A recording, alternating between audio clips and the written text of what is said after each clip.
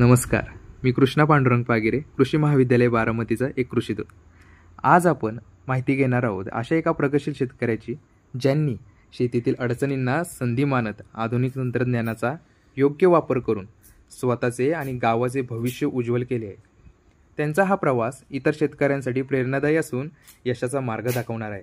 चला तर मग बघूया अशा एका शेतकऱ्याची यशोगाथा. तर आपल्यासमोर आहेत retired retired PSI Shri Suresh Bobde व त्यांचे चिरंजीव. पण तुमची जी ड्रॅगन फ्रूटची शेती याची सुरुवात कशी झाली? याची सुरुवात ॲक्च्युली लॉकडाऊनपासून झाली. कारण मी शहरामध्ये असतो आणि मी एक प्रोफेशनल फोटोग्राफर आणि व्हिडिओग्राफर आहे. तर लॉकडाऊनमध्ये तिकडे लॉकडाऊन जेव्हा लागलं त्यानंतर आम्ही गावाला आलो. गावाला शिफ्ट झाल्यानंतर काही दिवस राहिल्यानंतर शेतीमध्ये जायचो. पप्पा असायचे, पप्पा माझी शेतीच करतात, आता रिटायर झालेला भाऊ. शेतीमध्ये जायचो आणि आम्ही सगळे फॅमिलीज इकडे आलो. तर फॅमिली इकडे आल्यानंतर आम्हाला असं रानात जाऊन किंवा या सगळ्या गोष्टी करण्यामध्ये जो आनंद मिळायचा तो वेगळाच असायचा. त्यामुळं मग मी आणि माझ्या भावांनी असं ठरवलं की आपण काहीतरी वेगळं करूया. ही नॉर्मल शेती जी आहे, ऊसाची शेती किंवा हे नॉर्मल गोष्टी होतच राहतात, त्यासाठी काहीतरी वेगळं करायचं म्हणून आम्ही दोघंजणं चालायला जायचो. असंच मग चालता चालता या विषयातून एक असं काहीतरी वेगळं करूया याची एक विषय आमचा झाला. आणि मग त्याच्या संमतीने आणि माझ्या संमतीने मी त्या गोष्टीवर रिसर्च करायला सुरुवात केली. रिसर्च केल्यानंतर फळबाग क्षेत्राकडे वळायचं असं माझं ठरलं. पण फळबाग क्षेत्र म्हणजे पेरू आला, डाळिंब आलं, या अशा काही गोष्टी आल्या ज्याच्यामध्ये मला असं वाटायचं की हे सगळेच करतात, काहीतरी वेगळं करूया, रिस्क घेऊया. म्हणून मी ऑनलाईन जेव्हा बघितलं तेव्हा मला ड्रॅगन फ्रूट हे असं एक दिसलं. तर म्हणून मी त्याच्यावर रिसर्च केला आणि मग नंतर त्याच्यावर ठरवलं हे सगळं कसं करायचं, काय करायचं. हां, ही कल्पना तुमच्या मला आवडली आणि तुमची ही सुरुवात ऐकून आमच्या सगळ्या मित्रमंडळींना फार छान वाटेल. पण तुमचं हे क्षेत्र किती आहे आणि हे ड्रॅगन फ्रूट एक अनोखं पीक आहे, ह्याची लावण्याची पद्धत कशी? हे क्षेत्र 1 एकरमध्ये आहे. तसं बघायला गेलं तर 1 एकरमध्ये ही पोल पद्धत आहे. पोल आणि रिंग पद्धत अशी याला म्हणतात. तर 1 एकरमध्ये कमीत कमी 600 पोल बसतात. तर हे आम्ही पोल पद्धतीने लावलेलं आहे. पोल पद्धत आणि एक येते ट्रेलिस सिस्टम येते, ज्याच्यामध्ये पूर्ण रोपं लाईनशीर लावली जातात. त्याच्यामध्ये जास्त रोपं बसतात. याच्यामध्ये मी 4000 रोपं लावलेली आहेत. तर हे 1 एकराचं क्षेत्र आहे आणि याच्यामध्ये 600 पोल्स आम्ही लावलेले आहेत. तुम्ही सांगितलं की पोल पद्धतीने तुम्ही लावता ड्रॅगन फ्रूट, तर त्याचं सिंचन पद्धती तुम्ही कशी म्हणजे कसं केलंय की सर्वप्रथम आम्ही बेड सिस्टम केली त्याला, जेणेकरून या फळाला असा प्रॉब्लेम आहे की याला पाणी साचलेलं चालत नाही. त्यामुळं नॉर्मल पाणी असं दारी न देता आम्ही त्याला ड्रिप सिस्टम केलेलं आहे. त्याच्यामध्ये दोन्ही बाजूला म्हणजे पोल असल्या कारणाने ह्या साईडला, पोलच्या दुसऱ्या साईडला एक परत करू आम्ही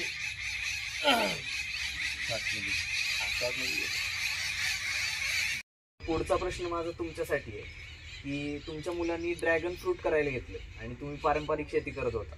मग तुम्हाला म्हणजे ॲडॉप्शन करायला किंवा काय भूमिका तुमची काय होती? हे जेव्हा कोरोना काळात आले होते, त्यांनी सांगितले आम्हाला ड्रॅगन फ्रूट लावायचं. म्हणजे माझा फुल सपोर्ट आहे, तुम्ही लावा बिंदास, काय नाही. आणि मग आम्ही सगळ्यांनी पोल बिल आणले, हे आणले आणि त्यांनी लावायला घेतली फुल शेती. मग ड्रॅगनचे रोप आणली हैदराबादवरून आणि त्यांना मी सपोर्ट करतो.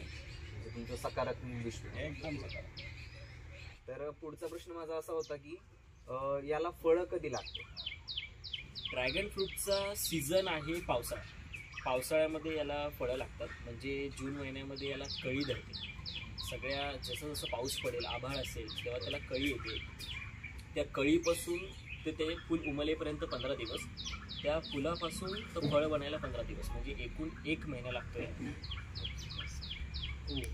1 महिन्याचा कालावधी म्हणजे फळ धरण्यासाठी. मग ही फळ धारणा करण्याच्या वेळी तुम्हाला अडचणी काय येतात? अडचणी खूप असतात. सर्वात पहिली गोष्ट म्हणजे की याला अति पाऊस होतो किंवा वातावरणातला थोडाफार चेंज होतो किंवा ह्याला जास्त पाणी लागत नाही. त्यामुळे कसं होतं की जास्त पाणी जेव्हा होतं तेव्हा याला फंगल इन्फेक्शन येतं, याच्या पानांवर डाग येतात किंवा या सगळ्या गोष्टी होत असतात. तर त्यामुळे वेळच्या वेळी फवारणी करून ती फंगल इन्फेक्शन घालवणं खूप गरजेचं असतं. तसं आता नवीन गोष्टी अशा झाल्यात की पक्ष्यांना या फळाची चव लागलेली. त्यामुळं पक्षी पण फळ जेव्हा पिकायला येतं तेव्हा त्याला चोच मारतात. त्यामुळे ते फळ जेव्हा ते चोच मारतात तेव्हा ते काही कामाचं नसतं. त्यामुळे या सगळ्या गोष्टीची काळजी घ्यावी लागते. आणि सर्वात प्रथम याला कसं असतं की रोग म्हणजे याला फंगल इन्फेक्शन हाच एक सर्वात मोठा रोग आहे. कारण हे पूर्ण पाण्याचं झाड आहे, हे एक जंगली झाड आहे. त्यामुळे याला रोग हे फंगल इन्फेक्शनचे देतात, जेणेकरून त्याचं तोडगा औषध फवारणी वेळच्या वेळी पाण्याचं व्यवस्थापन करून होतं. आणि तुम्हाला ट्रान्सपोर्टेशनच्या काही अडचणी येतात का मार्केटपर्यंत हेपर्यंत ही फळ? नाही, असं काही अडचणी वगैरे येत नाही. ट्रान्सपोर्टेशन आणि मार्केट बघणं हे सर्वतोपरी शेतकऱ्यावर डिपेंड आहे. तुम्ही जितकं ते वाईड थिंकिंग कराल तेवढं ते वाईड आहे याचं मार्केट. तुम्ही एकाच ठिकाणी बघाल तर तो प्रॉब्लेम क्रिएट होऊ शकतो. तसं मला तरी कधी काही प्रॉब्लेम आला नाही, कारण मी खूप ठिकाणी मॅनेज करून ठेवतो.